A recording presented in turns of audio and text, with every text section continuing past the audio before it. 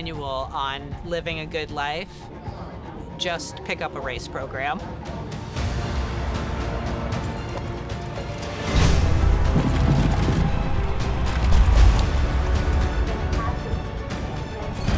It's on every driver's bucket list, and you want to win the North America Cup.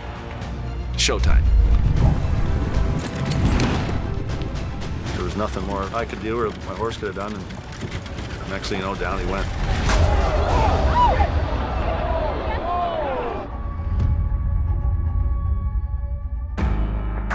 The journey to the North America Cup, it is literally a once-in-a-lifetime kind of opportunity. For the horses, it starts when they're very young, training up, paying money to be part of this particular event years in advance. The elite drivers, the elite trainers, the elite owners. The Sport of Kings is North America Cup. You have to be one of the top horses in North America to make it. That's just the bottom line. It's as big as it gets in harness racing. It's a big race, one of the biggest of the year here. Big crowd, a tense atmosphere, best drivers, best trainers, best horses. It is the fruition of a ton of work that's gone on in the background. But it's a very long process to get to this one night. It takes literally years and years and years to get to the point where you're actually racing in the North America Cup. Yeah, so no control. I was hoping to have a chance to race in the elimination races of the North American Cup. It's just been spectacular since last fall. I can just feel the potential and it gives me a lot of excitement. The local star, No Control. On the outside, pressing on is No Control now. And then total disappointment. It's Redwood Hanover with a strong rally to win the first division of the Sun Beach somewhere by 3/4 of a length. Yeah, just didn't work out. We left hard. I don't know, something went wrong, and I just had like a really hard time steering. We came to the top of the stretch, and I knew I was like, I got no shot. And therefore, the owners decided to not start him in the elimination races. Peak of the valley to like, man, like avalanche, you're at the bottom. It's unfortunate for Tyler. It's unfortunate for everyone involved, but that's horse racing. Is it over? Like, do I just like go home? Do I quit? Like, but you can't allow yourself to even consider that.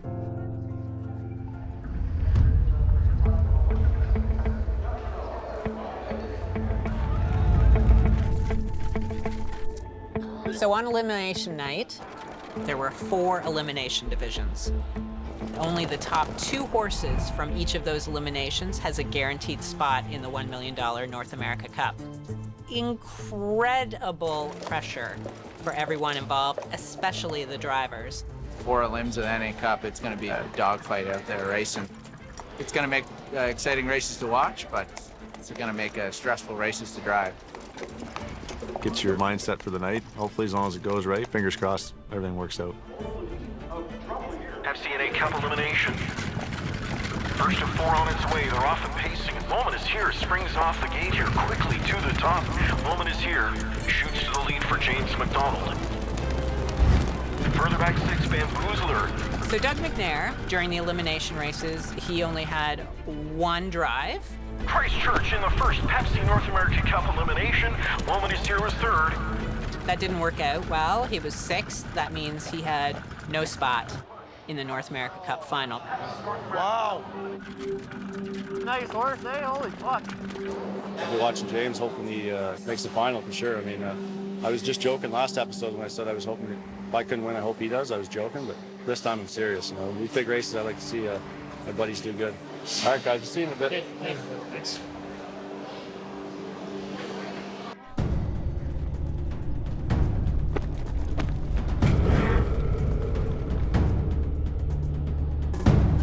So James McDonald had 2 drives in the eliminations. Here's the second Pepsi North America Cup elimination field. They're off and pacing. Redwood Hanover from the outside gets into go mode early. Leading out with him in the center comes Fulton. Redwood Hanover gets into gear out of 4th now. So here comes Redwood Hanover. As Fulton wins the second Pepsi North America Cup elimination. Nice win, Dix. They both finished 3rd, which is a precarious spot. Good boy, Red. Good boy. 2 of the 4 third-place finishers will be drawn to slip into the final as well. Hopefully I get in. I don't know.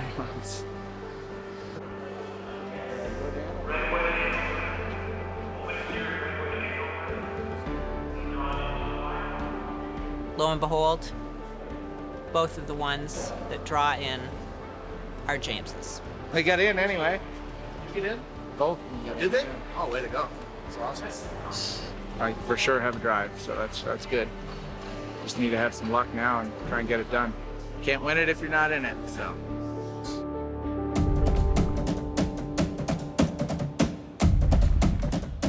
It's the biggest night in racing, the North America Cup. There is an undercard on North America Cup night, so it's not just a huge $1 million race. There are also other massive races.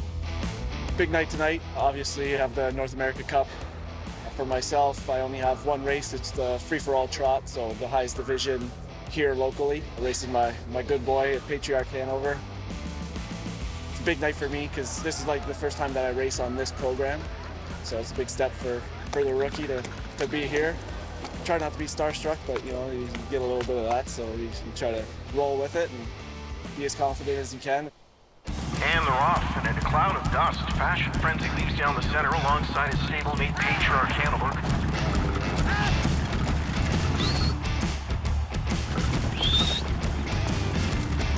Fashion Frenzy win the free-for-all for Raw in front-stepping fashion, a mile of 1:52. Just a thrill to be out there. Got a little bit of money, got a little beer money, so now we're gonna go over, enjoy the rest of the show. Come back and, you know, in a couple of years we'll be kissing the trophy. So Doug McNair is currently, and has been for quite some time, second in the national standings. Of course, I'm sure if you talk to Doug, he'll bemoan the fact that he's not the winner and not first in the standings. But when they don't win, they whine.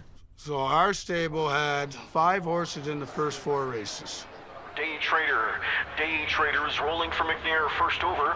Day Trader second on the outside to the leader saddle pad. The competition was just stellar, so we're hoping to do some damage. First colt raced well. We had a little bit of a tough trip. Doug had to come first up, and he was a well-beaten second. We're done by 5. Day Trader, Palladium Hanover, and Joker on Jack in 1:50 and 4. But he raced well. I was happy with it. I'm not sure if Doug was. You thought that one was that good?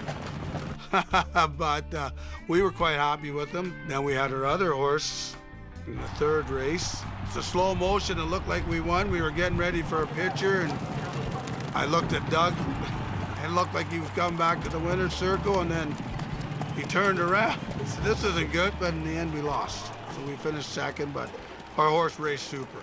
Fucking finished second again. It's so frustrating. And then that night, I think it was the 3rd or 4th race, I finished second for the 3rd time. I honestly think they'd prefer to be last than to be second. I can't believe we didn't win. I thought for sure we fucking won. He is finishing 4th, second, and then he comes to his first major stake race, and he's 7-1, not picked to win. Here with a late rush comes Refined. An upset-minded Refined is coming on, and McNair timed it perfect.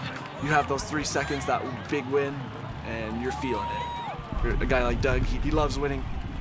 So that win in the Armbro flight is really important to boost his confidence. One of those undercard races, I mean, it's not the North American Cup, but it's just, it feels the exact same. The rest of the night's all gravy now.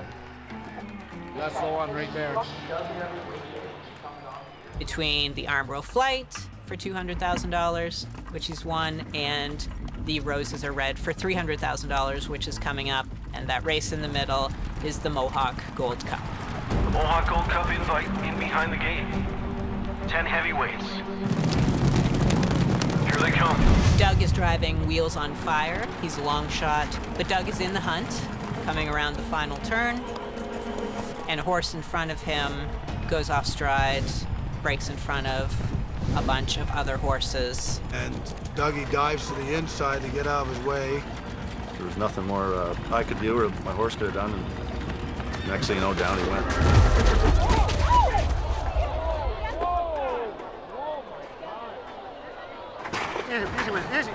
Easy one. You okay? No, I remember asking people pulling up, who's down, and they said Doug.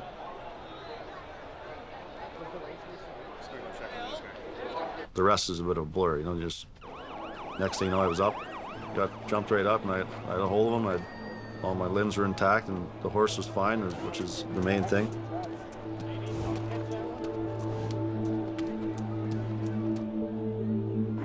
Fuck me, I fucking near missed him too. I know you did. We come back here, we'll get over here.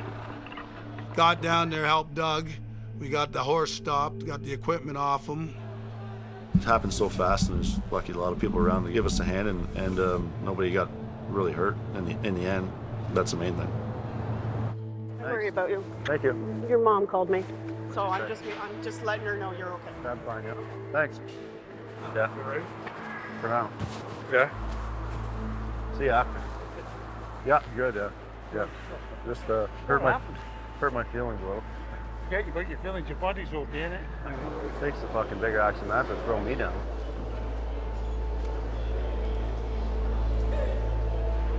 I just want to try to pull myself together and get on the next one, because that was what I was waiting for all week and maybe even all season. So Doug McNair, not surprisingly, grit and tenacity to spare, gets back in the bike and competes in the next race, which is the Roses Are Red $300,000 race. Here's the final of the Roses Are Red. Doug McNair with that Virgil Morgan Jr. training. We are set for a start. They're off and pacing. It's tough. You just got to jump right back out there and do it again. A tucked in third is Grace Hill. Grace Hill is out of third, into second and powering up as they go by 3/8. Grace Hill finds the front.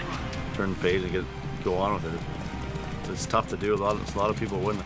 It is Grace Hill, a monster performance in the Roses Are Red, as she wins by 2.5 lengths in 47-4. A stakes track and Canadian record mile for Grace Hill. Good to see Dougie McNair just shaking off what happened back in race number 8 and coming back with a gorgeous win. Does everything absolutely perfect. Look at the salute at the wire. Way to go, Dougie. I am so proud of you, man. Some things happen. Sometimes you're months before you get back to the winning circle. So 20 minutes later in a big stake race like that, it's just a huge thrill. Grace Hill captures the Roses Are Red final in a stakes track and Canadian record. I'm here with driver Doug McNair. I just want to start with you. Some tense moments, unfortunately, in the Gold Cup. I'm glad you came. I told James, you can go win the North American Cup now. I got the undercard.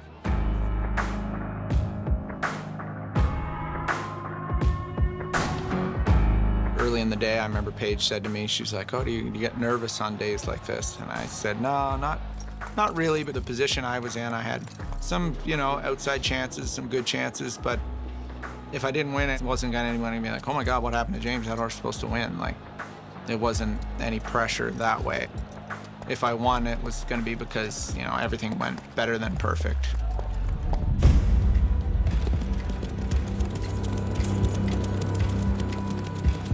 Starting gate is rolling and the horses are moving in for tonight's 11th, the Pepsi North America Cup, a field of 10. As the gate swings off the turn, it's into the stretch. 10 of the sport's top glamour boys, ready for the Pepsi North America Cup. Here they come. They are off and pacing, and the outside two are blasting. Save America and Amel fire, and they fire hard. And the trailer back into 10th goes Redwood Hanover, and Redwood Hanover a backed up 10th, 54-second speed to the midway point. They're in deep stretch, and it's my show. Here's Confederate with a relentless rally from the backfield. Confederate comes after It's My Show. It's My Show's almost there. A late push from Confederate. It's My Show wins the big show. Fucking It's My Show won. We come to the North America Cup, and his horse finishes dead last. Which, again, not a place where James McDonald typically finishes when you're at the top of the chart.